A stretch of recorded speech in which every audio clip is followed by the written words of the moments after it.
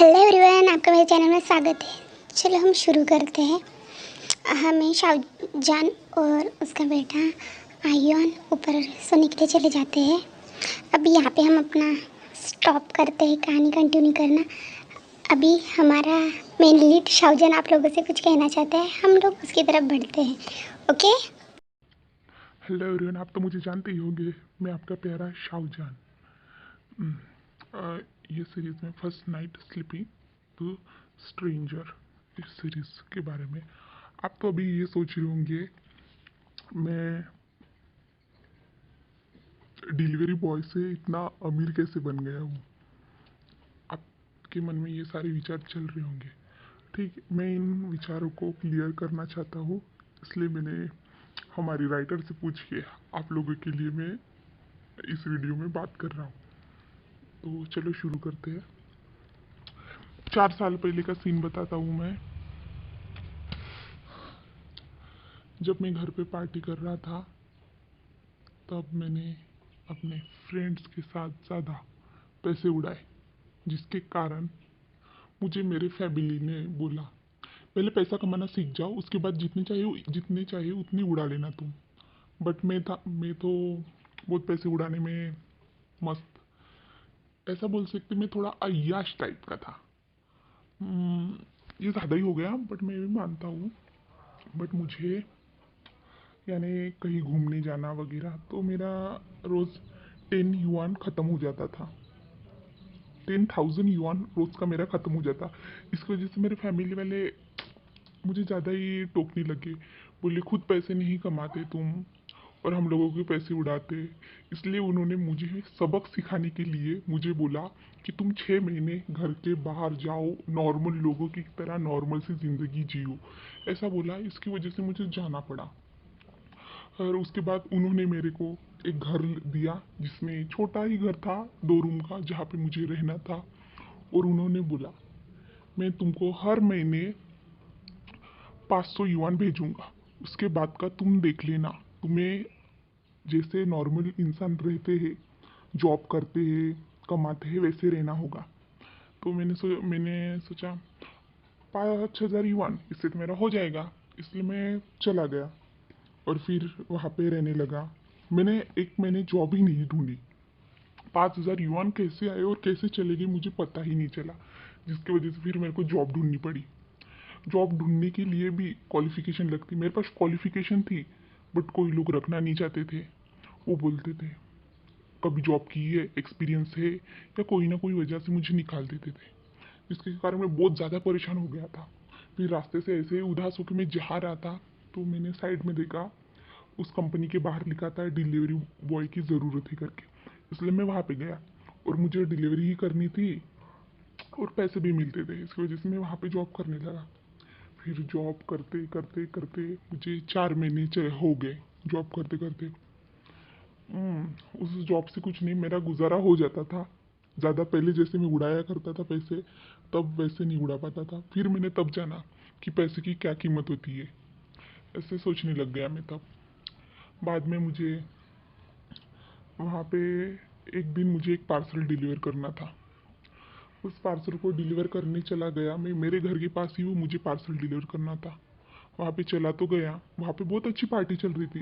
वहाँ पे जाके मैंने देखा मेरी भी पहले ऐसी ही ज़िंदगी थी, बट अभी तो सबसे अलग ही हो गई। पहले मैं क्या था और अब क्या हो गया, ऐसे सोचने लगा। और अपना पार्सल डिलीवर करके मैं घर जा रहा था। उस दिन मेरे साथ ऐसा कुछ हुआ जिसकी वजह से मैं फिर से वहाँ कभी वो जॉब कभी नहीं की। वहाँ से तो मैं भाग के, क्या बताऊँ, क्या छुप के बोलूँ, तो मैं वहाँ से सीधा कोरिया अपनी बिजनेस स्टडी के लिए ही चला गया। मैंने अपने घर वहाँ पे, जब मेरे साथ वो हादसा हुआ उसके बाद मैं घर चला गया और सीधा जाने अनली को फ़ोन किया, यानी मेरी शीजे को फ़ोन किया। उनको बोला कि मुझे घर पे रिटर्न आना है, आप जैसा बोलोगे मैं वैसा रहूँगा, बट प्लीज़ मुझे यहाँ पे नहीं रहना है। ऐसा बोल के मैं 2 दिन के बाद अपने मम्मी पापा के पास रिटर्न चला गया उनके घर। उन्होंने फिर मुझे बिजनेस स्टडी के लिए बाहर भेज दिया, जहाँ पे जाके मैं स्टडी करने लगा। वहाँ पे जाके मेरे फ्रेंड्स बने। यानी फ्रेंड्स भी वो कैसे बने ये भी हम लोग अभी जान लेते हैं। वेनिंग जो है वो वेनिंग जो मेरा फ्रेंड है वो कार के आगे आ रहा था, यानी वो गलत डायरेक्शन से दौड़ते दौड़ते आ रहा था, उसी की गलती थी, मैं मानता हूँ। तो उसकी वजह से वो कार के आगे आ रहा था, इसकी वजह से मैंने उसकी हेल्प की। तो वैसे बोले तो उसका एक्सीडेंट ही होने वाला था, बट मैंने उसकी मदद कर डाली, तो मदद की। फिर भी हम दोनों ही एक साथ गिर गए, जिसकी वजह से उस वेन्निंग को भी चोट लगी और थोड़ी बहुत मुझे भी। इस वजह से हम दोनों साथ साथ में हॉस्पिटल में गए। हॉस्पिटल में गए तो फिर उसकी सिस्टर वहाँ पे थी, वेंचिंग। तो वहाँ पे जाके वो हमारे पास आई और बोली, वेन्निंग तुमको क्या हुआ? तो वेनिंग ने बताया कि इसने मैंने यानी उसकी मदद की, तो इसकी वजह से हम लोग फ्रेंड बन गए। वो वेनिंग भी मेरा फ्रेंड बन गया और वेंचिंग भी मेरी फ्रेंड बन गई। ऐसा हुआ। तो इसके बाद आप ये भी जानना चाहते होंगे वो बच्चा किसका है, जो मैंने आपको बताया, जो मेरे साथ जो हादसा हुआ उसके बाद से मुझे पता चला कि मैं बेबी प्रोड्यूस कर सकता हूँ। ये भी मेरे लिए शौक था। आप भी सोच रहे होंगे ये तो बहुत बड़ी शौक की बात है। पता नहीं, बट विन किंग ने बताया कि मुझ में ऐसी एबिलिटी है जिसकी वजह से मैं बच्चा यानी प्रेग्नेंट हो सकता हूँ, ऐसा बताया। इसकी वजह से मैं पूरी तरह से शॉक हो गया था, बट क्या करें। तो मेरे को पहले लगा ये बहुत ख़राब बात है करके। इसकी वजह से मैंने विनकी को बोला कि मुझे नहीं चाहिए बेबी वगैरह कुछ भी नहीं, मैं लड़की के साथ शादी करूँगा और उसके साथ खुश रहूँगा, ऐसा बोला। फिर विनकिंग ने मुझे क्या बोलते थे उसको, सोनोग्राफी दिखाई, जिसमें देखा मैंने छोटा सा गोला टाइप। तो मुझे लगा अच्छा अब है तो क्या करे, मैं कुछ करना भी नहीं चाहता। तो इसलिए मैंने सोचा कुछ नहीं होता, कोई तो होगा मेरा खुद का, यानी ब्लड रिलेटिव कोई तो होगा, मेरा बच्चा ही हो शायद। तो ऐसे सोच के मैंने उसे फिर रख लिया, जिसके बाद मेरा बेबी आयुआन हुआ और उसके बाद मेरी लाइफ ही चेंज हो गई। अब जहाँ से मैं छोड़ के चला गया था अमेरिका, वहाँ पे जाके मैंने अपने प्राइवेट में उसे, यानी मेरी फैमिली को पता ही नहीं लगने दिया कि मैं खुद प्रेग्नेंट हूँ करके। ऐसा कभी किसी को पता लगने नहीं दिया, ना जानी आंटी को, ना अंकल को, ना किसी को। मैंने सबको बताया कि मैंने इसको अडॉप्ट किया है, बट मैं अभी रियलिटी किसी को बता ही नहीं पाया कि मैंने खुद ने बेबी प्रोड्यूस किया है करके, क्योंकि सब लोग कुछ ना कुछ अलग ही सोचते हैं। इस डर के कारण बोल सकते हो कि मैंने किसी को नहीं बताया। और अभी मुझे फिर से रिटर्न आना पड़ा अपने पापा के बिजनेस को संभालने के लिए। तो मैं रिटर्न आया और मुझे ये कंपनी हैंड ओवर की गई अंकल की तरफ से।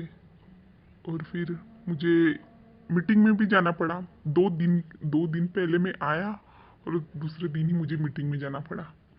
और मीटिंग में भी मुझे किसकी सूरत देखने को मिली, जिसकी वजह से मैं ये चाइना छोड़ के कोरिया गया था, उनकी। और आप ये सोच रहे हो मैं कभी पापा बोलता हूँ, कभी अंकल बोलता हूँ, तो इसके सीधा सा आपको कारण बता देता हूँ मैं। जो कंपनी है सुरबियान कंपनी का नाम है मेरे, जो मेरे पापा की कंपनी है, जो अभी अंकल संभालते हैं, जिनके हाथ में वो कंपनी है। इसलिए मुझे अंकल ने वो कंपनी हैंड ओवर की है मेरे पापा की। मेरी कोई फैमिली नहीं है, मेरे पापा और मम्मी ने। ये बड़े दुख की बात है, मुझे ये आप लोगों को बताना पड़ रहा, बट ठीक है, आप लोगों की क्लियरिटी के लिए मैं ठीक से आप लोगों को समझा रहा हूँ। इसके आगे का आप जानना चाहते हैं तो हमारे राइटर के चैनल को सब्सक्राइब कीजिए, कमेंट्स कीजिए, लाइक्स कीजिए। ओके, ठीक है। फिर अभी इतनी बात खत्म करते हुए और एक बात बता देना चाहता हूँ, आज हमारे राइटर का बर्थडे, तो कमेंट्स में उन्हें हैप्पी बर्थडे लिख लीजिएगा। ओके गाइस, बाय एवरीवन, मेरी तरफ से भी हैप्पी बर्थडे। Hello everyone. अभी तो शाहजहां ने ज़्यादा ही बात कर ली है, जिसकी वजह से अभी मैं वीडियो बहुत ज़्यादा लंबी बनेगी। इसकी वजह से मैं नेक्स्ट पार्ट कल लेके आऊँगी, जो आपको आगे का बताएगा शाहजहां सोने के बाद क्या सोच रहा करके। ठीक है गाइस, ओके बाय।